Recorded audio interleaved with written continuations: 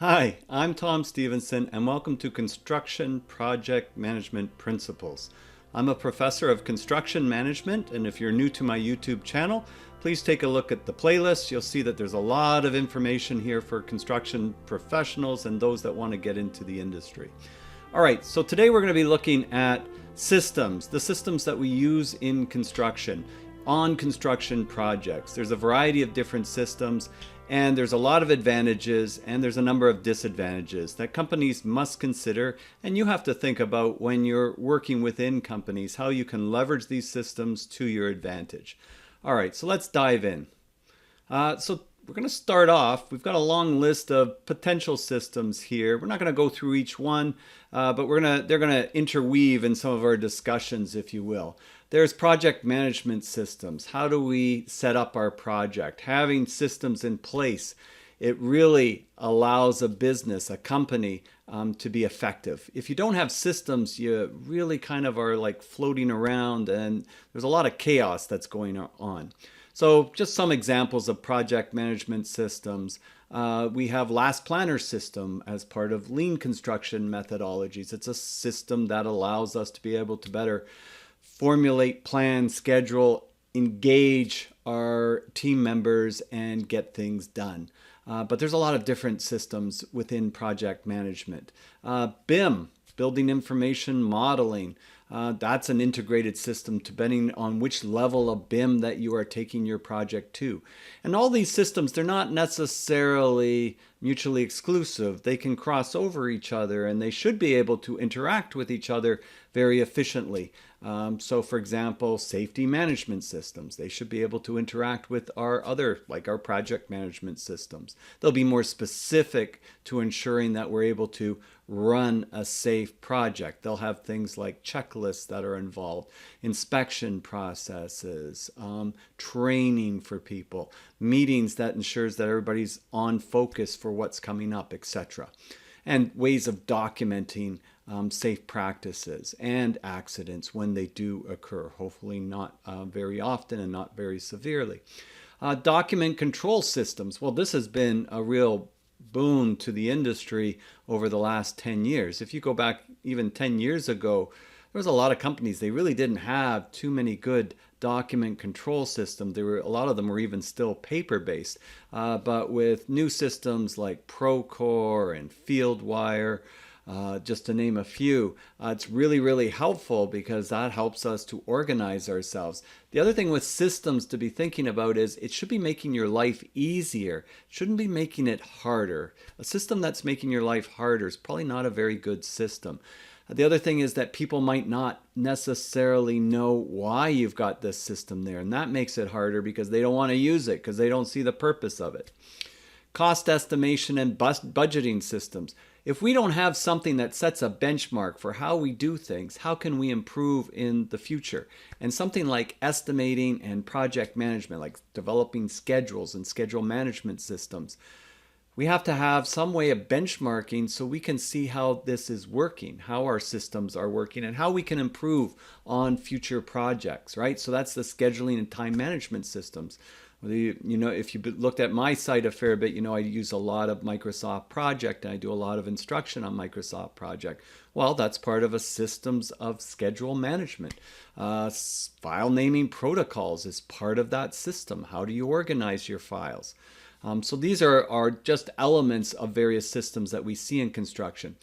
Procurement and supply chain management systems. How do we basically have procurement logs? How do we track our orders? How do we have delivery dates all managed effectively? How do we manage our POs, our purchase orders, etc.? So these are all part of our procurement systems, financial management systems.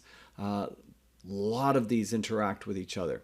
Equipment management system. Well, in construction, you might have a lot of equipment on one particular site, and you need to be able to manage it. And even with the equipment, we got to maintain it. So that's now, again, part of that system. Risk management. Well, we live in a VUCA world. Volatility, uncertainty, complexity, and ambiguity.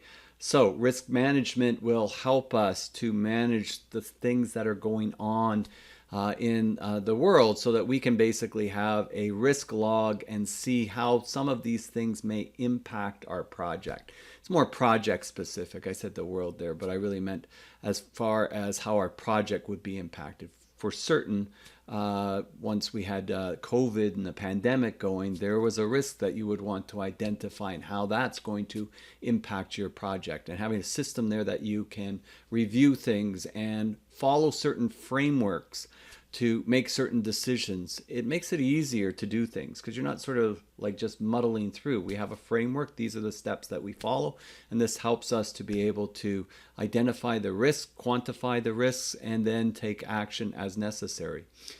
Communication and collaboration systems, well, some of that is what I had already mentioned, like a Procore system would be allowing you to be able to communicate changes, punch lists, procurement logs, you name it, RFIs, etc.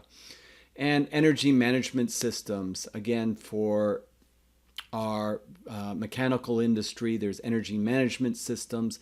Our facilities managers have to be able to effectively manage the buildings, manage their heating systems, etc. And these systems need to be maintained. There needs to be maintenance logs. There needs to be ongoing communication on that. There needs to be updating and training of field staff to make sure that they know how to run those systems, etc. So we have a lot of different systems, and those are just touching the surface on some, and there's a lot of subsystems that we deal with as well. You can think of systems as basically playing a key role in helping you to reach your goals, whatever the goals may be. And in construction, our goals are typically time, cost, quality, scope, and safety. So our goals, we call them constraints as well. We want to get something done in a particular time. We want to meet or beat a specific budget. The scope is what we're contracted to do. There's a quality expectation that's written out in the contract. So our systems, if they're well thought through and developed, they should be helping us to reach those goals. They should make it easier for us to do the heavy thinking and heavy work directly without all the little minutia things that it takes to keep things going and to do things efficiently and effectively. So the systems really help align our daily operations with the activities that we have to do on our construction projects.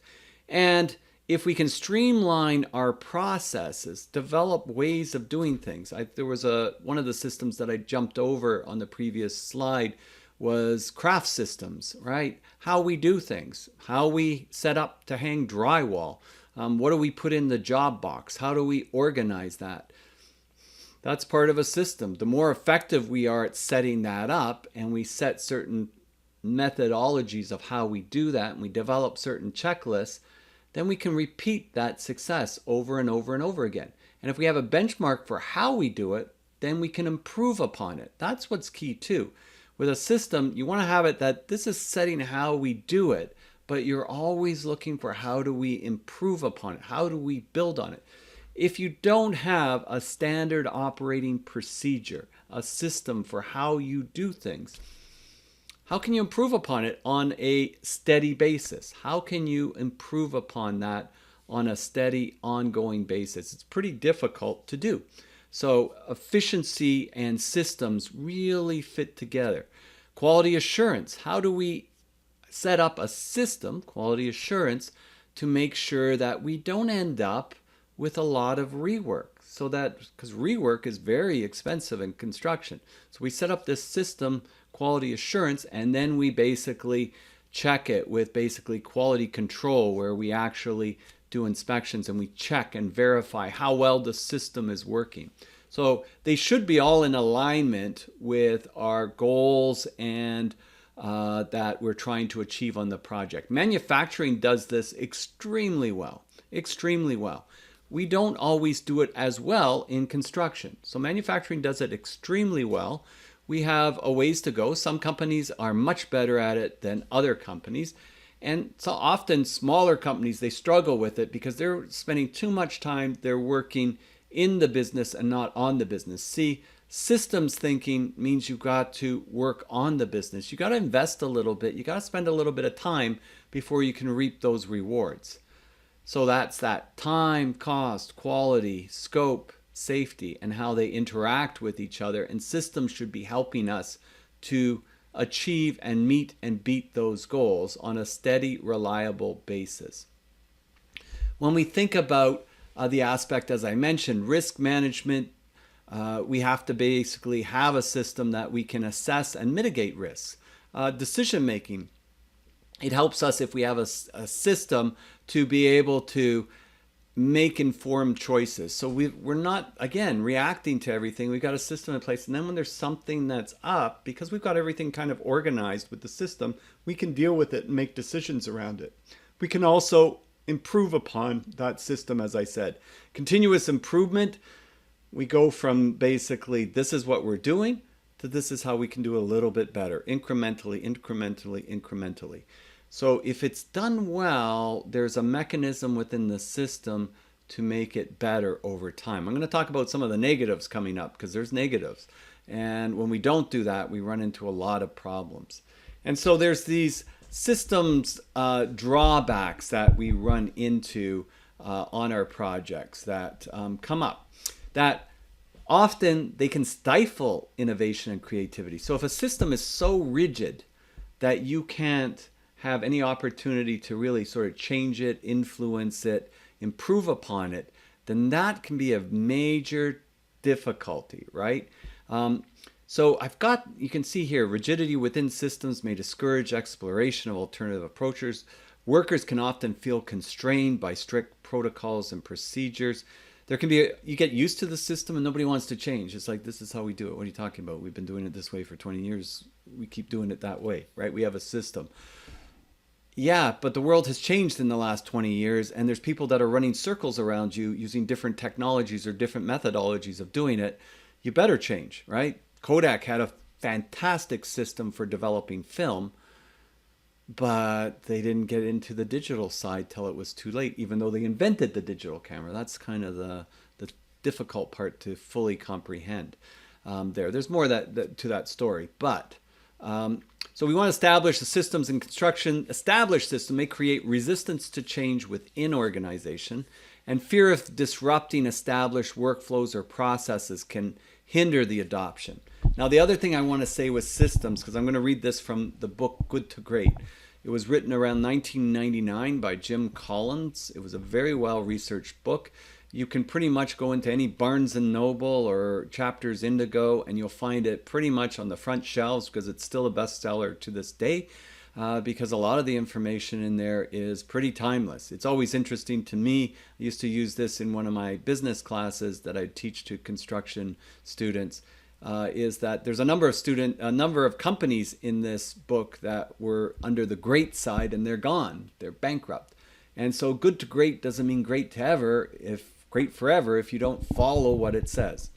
All right, so I'm going to just read this out because it really sort of this is worth the price of the book, this little bit here. Few successful startups become great companies, in large part because they respond to growth and success in the wrong way. Entrepreneurial success is fueled by creativity, imagination, bold moves into uncharted waters, and visionary zeal. As a company grows and becomes more complex, it begins to trip over its own success.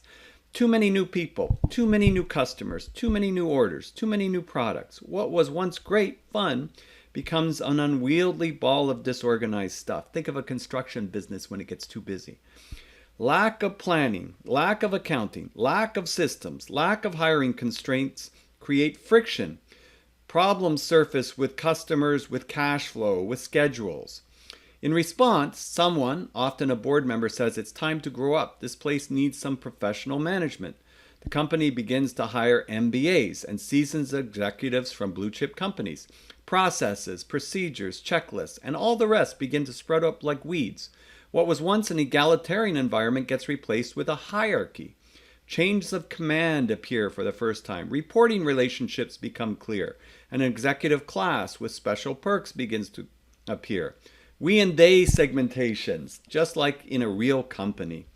The professional managers finally rein in the mess. They create order out of chaos, but they also kill the entrepreneurial spirit. Members of the founding team begin to grumble. This isn't fun anymore. I used to be able to just get things done. Now I have to fill out all these forms and follow these stupid rules. Worst of all, I have to spend a horrendous amount of time in useless meetings. Creative magic begins to wane as some of the most innovative people leave, disgusted by the burgeoning bureaucracy and hierarchy. The exciting startup transforms into just another company with nothing special to recommend it. The cancer of mediocrity begins to grow in earnest. So this is where I'm saying the drawbacks of systems. And trust me, this video is not about don't do systems. You need to do systems. Repeat after me. You need to do systems. But you need to do them right. And you got to be careful that you're not constraining your ability to get things done, right? If you're constraining that ability, yes, it's a big friction on businesses. It's how smaller companies are able to run circles around bigger companies very often because it's become unwieldy with bureaucracy. So this is where Collins was referring to with basically that aspect of company that just takes off growing. Yeah, you're going to need to expand with more systems, but care has to be taken that it's not constraining the ability to get things done. What happens is some people do something they shouldn't have done, and then we put a whole bunch of policies in place instead of just really managing those few people that are causing the problem, right? So we'll get into that. I had this thing called, I kind of came up with it around Christmas a couple of years back for one of the YouTube videos, Fezziwig, Resistance to Change Syndrome. If you ever watched A Christmas Carol, and I'm sure you have, Dickens' Scrooge, basically Scrooge's boss was Fezziwig, the nice boss, in the beginning, right? When Scrooge was very young, very jovial, confident. And Dickens used Fezziwig to represent a set of communal values and a way of life, which was quickly being swept away in the economic turmoil of the early 19th century. Kind of like this is the classic way we do things. And Fezziwig was a nice person, no doubt. And so there's this quote from Fezziwig in the book. It's not just for money alone that one spends a lifetime building up a business. It's to preserve a way of life that one knew and loved. No, I can't see my way to selling out to the new vested interests, Mr. Jorgen. He's talking to one of the clients. I'll have to be loyal to the old ways and die out with them if needs must. Yeah, we can't do that today. Things are changing way too fast. You're gonna die out very quickly. That was Fezziwig's mistake. And there's a scene where he's kind of got a tear rolling down his eyes as they take down the sign from his place. I'm assuming it went bankrupt. We have to basically adopt the new ways. And the new ways, to be effective, requires a lot of systems that work very smoothly and that basically interact with each other very, very well and efficiently and are not bureaucratic and are not hindering our ability to get things done, especially in construction, because we are a get things done industry. So bureaucracy and red tape. Well, I live in Toronto, Canada, and I know viewers are from all over the world. We get a lot from the US, a lot from Australia and UK and Nigeria and a lot of parts in Africa and South America and Europe. So I really appreciate that. We have similar problems. You know, I've taught in Shanghai, I've taught in different places, and there's similar issues all around the world. In Toronto, we are a very successful city. We're a very attractive city globally. We have a lot of net positive immigration to our city. And so we have a lot of difficulty with housing as far as price escalation, affordability, and even being able to build enough housing. And we have layer and layer and layer and layer and layer of red tape that's been built up. And you know what? Each one of these little layers onto itself can kind of make sense. You know, there was something and they wanted to protect the neighborhood by putting this zoning requirement, and then this needed to be put in to ensure XYZ, and it goes on and on and on. But when you put it all together, it is really difficult if you're a developer to be able to get a building built.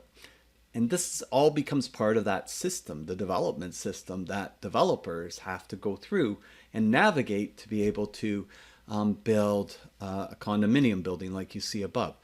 So governments have, you know, I think they're usually, so I'm betting wherever you're at, whether it's New York, Los Angeles, Austin, or basically Christchurch, New Zealand, or Sydney, go on and on and on, you have similar issues with a variety of things behind it. We have to work at, and there's ways of going about it, and there's ways of improving systems. I'll do that for another video, but value stream mapping, etc. That we can improve upon that. But we have to be careful, and in businesses too.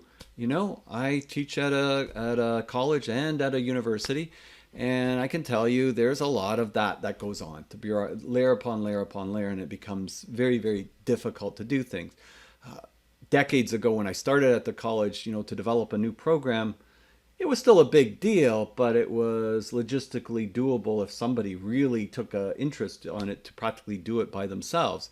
Today, it takes teams of people years to get it through. And we're in a fast-moving environment. The world's changing faster than that. By the time you get it through, the curriculum's already changed, what it should be.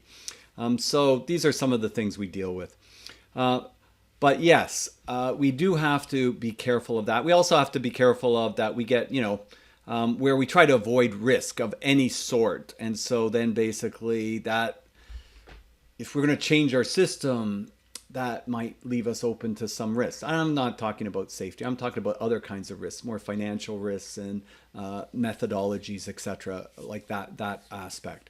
And because safety, we don't want to compromise. But we have to be able to challenge, and we have to be able to change methodologies because, as I said, there's new ones being developed all the time, and if you're not changing, you're falling behind. So we have to keep that in mind with our systems that we develop.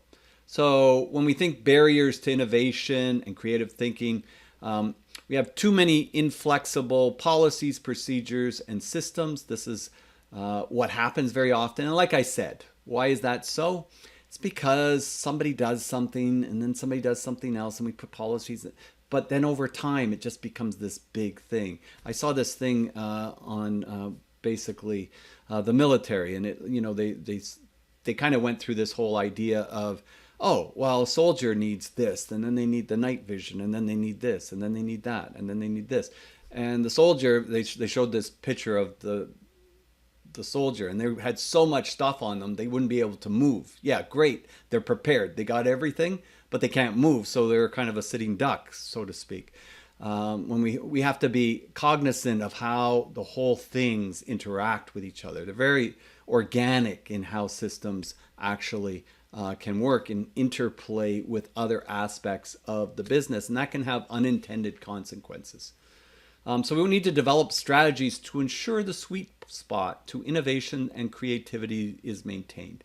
And so I've seen this and worked with this with different companies, but there's productivity and risk. So there's the aspect of getting things done and productivity and risk, and then we have innovation. So with risk, we worry that somebody's going to do something they shouldn't do. And that's a fair concern, right? It's a fair concern. So that's the policy procedure thing. With innovation, we want to have some flexibility that we can try new things without fear of, you know, losing our jobs or being reprimanded. So somewhere in here between having policies, procedures, and having innovation flexibility is a sweet spot. And when we develop systems, and systems ties to policies and procedures, and it applies to standard operating processes, there's a sweet spot. And it's trying to manage that sweet spot.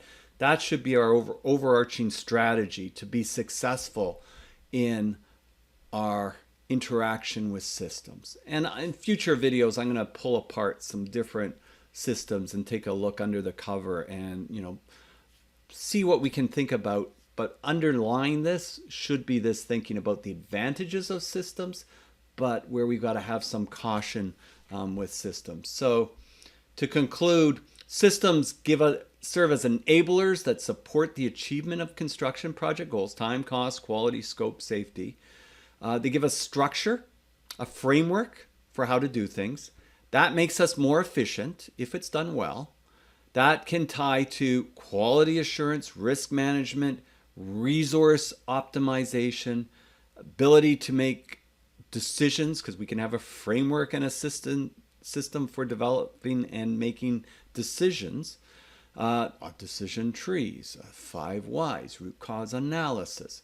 Opportunities for continuous improvement, because it sets a benchmark for how we're going to do something. But we still have to be cautious, as I mentioned, with friction and not stifling creativity. And make sure your people know why you're doing this. If they don't know the why, then they're not going to be buying into it. And so it's not going to be that successful.